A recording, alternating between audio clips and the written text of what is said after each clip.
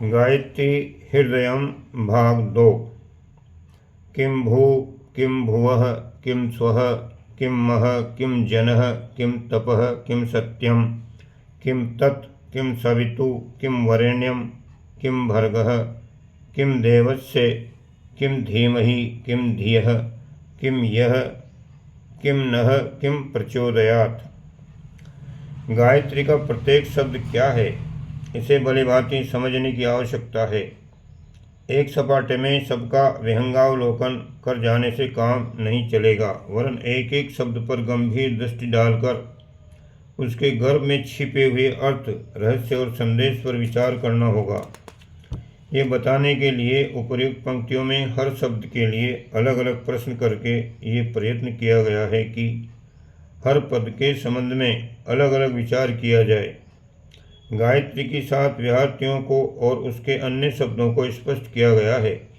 उनका क्या तात्पर्य है, ये इस प्रकार समझना चाहिए।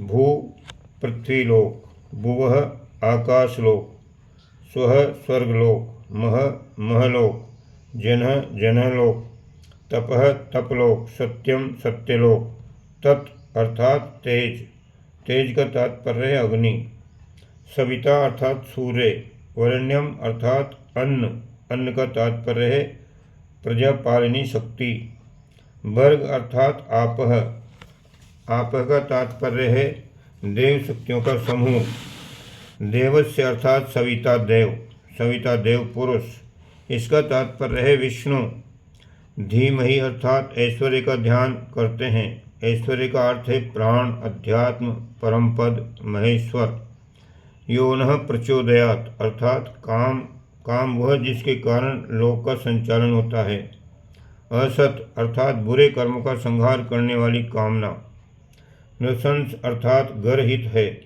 जो कामनाएं सत्कर्मों की प्रेरणा करती हैं वह अनृशंस अर्थात ग्राह्य है। इस प्रणाली का परिचालन करना गायत्री का विशेष धर्म है, यह गायत्री का स्वरूप है। भू भुव स्वः मह जन तप सत्यम, ये 7 लोक हैं। 7 लोगों को बार बार स्मरण करना इसलिए आवश्यक है कि मनुष्य अपनी समस्याओं, कठिनाइयों, स्वार्थों और लोभों की ओर देखते रहने की सुसंकुचितता से ऊंचा उठकर विश्व ब्रह्मांड की ओर देखे, उसकी समस्याओं को अपनी समस्या समझते हुए विश्व मानव का एक घटक अपने को समझते हुए सोचे और उसी दृष्टि से काम करे। तत्, सविता, वरेण्यम, भर्ग, देव, इन 5 शब्दों द्वारा तेज, उष्णता, अन्न, दिव्यता और परमात्मा, इन 5 महान आवश्यकताओं की ओर ध्यान केंद्रित किया गया है। ये 5 पदार्थ जीवन की अनिवार्य आवश्यकताएं हैं। इन्हें अधिक से अधिक मात्रा में संचित करना आवश्यक है। तेजस्विता, प्रतिभा, शालीनता, पुरुषार्थ, पराक्रम, ये तत् शब्द के अंतर्गत हैं। उष्णता, स्फूर्ति, पाचन शक्ति, निरोगिता, सुदृढ़ता, ये सब सविता से संबंधित हैं। अन्न, वस्त्र, दुधारू पशु, गृहिणी, संतति एवं अन्य समस्त जीवन उपयोगी वस्तुएं वरेण्य शब्द के अंतर्गत हैं। दिव्यता, अनेक सद्गुण, योग्यताएं, शक्तियां, सामर्थ्य, भर्ग शब्द से संबंधित है। गायत्री को पहचानने वाला इन 5 की आवश्यकता का अनुभव करता है और अपने पुरुषार्थ एवं देवी सहायता से उन्हें प्राप्त करता है।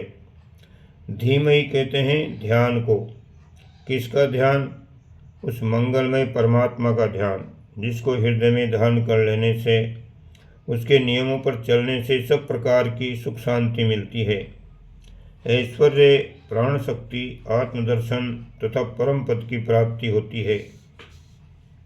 ईश्वर की यह धारणा ऐसी निश्चित होनी चाहिए जैसे कि पृथ्वी की धारणा होती है। यो न प्रचोदयात् में कामनाओं की ओर संकेत किया गया है। मनुष्य कामनाओं से बना हुआ है, बिना कामना के वह रह नहीं सकता। काम उसका स्वभाव है, क्योंकि कामना के कारण, इच्छा के कारण ये संसार चल रहा है। पर हमारी कामना नृशंस नहीं होनी चाहिए।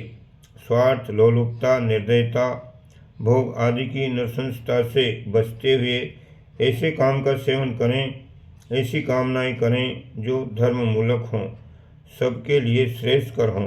यही गायत्री का स्वरूप है। इस लक्षण को स्थित करना, इस मार्ग पर चलना, यही गायत्री की असाधारण उपासना है। किम गोत्रा कृतक्षरा कति पादा कति कुक्षी कति शीर्षा। अब प्रश्न ये उठता है कि गायत्री का गोत्र क्या है, कितने अक्षर हैं, कितने पाद हैं, कितने कुक्षी हैं, कितने शीर्ष हैं। इनका उत्तर यह है कि गायत्री का सांख्यायन गोत्र है। आत्मकल्याण के दो मार्ग हैं, एक योग, दूसरा सांख्य। गीता में इन दोनों को एक बताया है। योग कहते हैं अनासक्ति को, संसार के पदार्थों को त्याग कर उनसे विमुख होकर आत्मा को प्राप्त करना, ये योग मार्ग है। दूसरा मार्ग है संसार के पदार्थों को उत्साहपूर्वक एकत्रित करना और उदारतापूर्वक उनका सन्मार्ग में व्यय करना। ये दूसरा मार्ग ही सांख्य मार्ग है। गायत्री को सांख्यायन अर्थात सांख्य का घर कहा है। वह सांख्य प्रधानता के साथ जीवन व्यतीत करने का संकेत करती है। यही गायत्री का गोत्र है। गायत्री में 24 अक्षर हैं, 3 पाद हैं, 6 कुक्षी हैं, 5 शीर्ष हैं।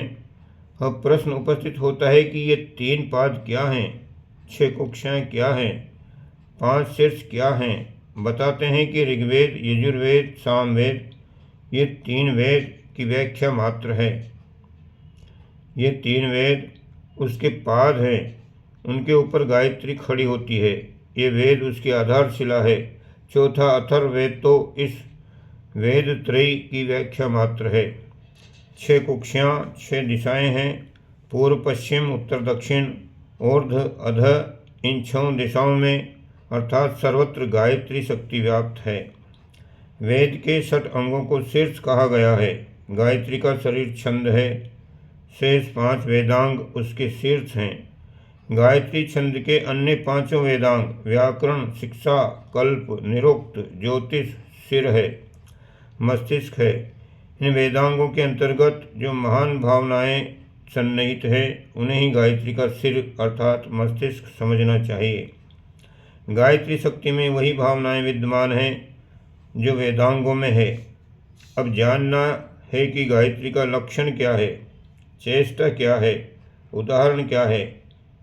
बताते हैं कि मीमांसा लक्षण है, अथर्ववेद चेष्टा है और छंद प्रतीक है। मीमांसा का अर्थ है विचार। गायत्री का लक्षण विचार है। इस महाशक्ति का आविर्भाव हुआ है या नहीं, ये परीक्षा किसी मनुष्य के विचारों को देखकर की जा सकती है। जिसके अंतःकरण में गायत्री अवतीर्ण होगी, उसके विचारों में परिवर्तन दिखाई पड़ेगा। उसके विचार, विवेचना, निर्णय ऐसे होंगे जो एक आत्मशक्ति संपन्न व्यक्ति के गौरव के अनुकूल हों। वह गायत्री का लक्षण है। लक्षण को देखकर ही किसी वस्तु का अस्तित्व पहचाना जाता है। गायत्री की उपस्थिति का लक्षण साधक की उच्च विचारधारा को ही समझना चाहिए। गायत्री की चेष्टा अथर्ववेद बताता है। अथर्ववेद में व्यवहारिक ज्ञान है। शिल्प, कला, रसायन विज्ञान, चिकित्सा, कामशास्त्र आदि व्यवहारिक जीवन में प्रयुक्त होने वाली विद्याओं का वेद में वर्णन है। जहाँ गायत्री की स्थिति होगी, वहाँ अथर्व से संबंध रखने वाली चेष्टाएं देखी जाएंगी। उद्योग, प्रयोग, उत्पादन, निर्माण, कला कौशल, व्यवस्था, परिवर्तन, ग्रहण, विसर्जन आदि चेष्टाएं प्रयत्न रूप से परिलक्षित होंगी। अभिष्ट की प्राप्ति के लिए जहाँ प्रचंड प्रयत्न हो रहा हो, समझना चाहिए कि गायत्री शक्ति की चेष्टा है। गायत्री का उदाहरण है छंद। छंद का अर्थ है पदार्थ। लक्षण और चेष्टाओं के द्वारा, विचार और कर्मों के द्वारा निसंदेह अभिष्ट पदार्थ प्राप्त होते हैं। उदाहरण कहते हैं नमूने को। गायत्री की स्थिति कैसी होती है, इसका उदाहरण उत्तमोत्तम पदार्थों और परिस्थितियों को दिखाकर बताया गया है कि जहाँ जाने या अनजाने में गायत्री की कृपा होगी, वहाँ का बाहरी वातावरण श्रेष्ठता से परिपूर्ण होगा। अब मालूम करना है कि गायत्री का वर्ण क्या है, स्वर क्या है। वर्ण श्वेत है। श्वेत सतोगुण का, शुभ्रता का, उज्ज्वलता का, पवित्रता का प्रतीक है। स्वर 6 है।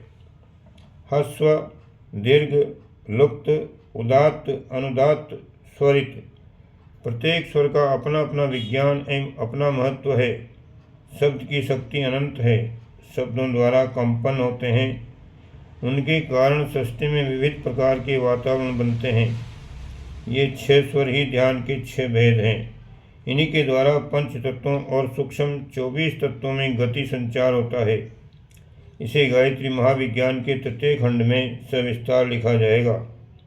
यहाँ तो इतना ही जान लेना चाहिए कि संसार की संपूर्ण गतिविधियों को प्रेरणा देने वाले सभी स्वर गायत्री में मौजूद हैं। जो उनका रहस्य जानता है वो चाहे जिस राग की स्वर लहरी बजा सकता है और मन चाहे परिणाम उपस्थित कर सकता है। ओम शांति।